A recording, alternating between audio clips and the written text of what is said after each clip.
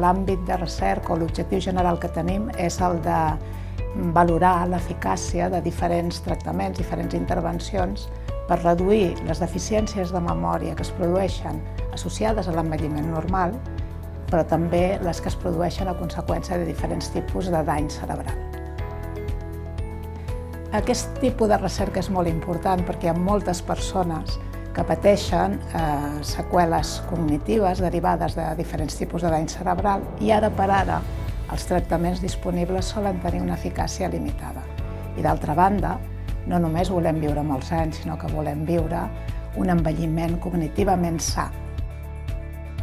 Realment volem aconseguir diferents petites fites, però potser en destacaré tres. Una seria la de poder demostrar que és possible prevenir i reduir les deficiències cognitives associades a l'envelliment mitjançant restricció calòrica o mitjançant diferents fàrmacs.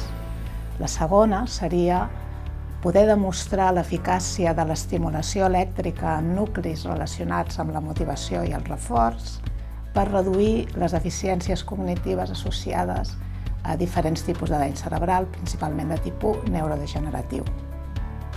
I la tercera seria poder veure quins són els paràmetres d'exercici físic, com s'ha de realitzar l'exercici físic després d'una lesió cerebral, especialment de tipus traumàtic, per tal de reduir les seqüeles cognitives, les seqüeles de memòria principalment, derivades d'aquesta lesió.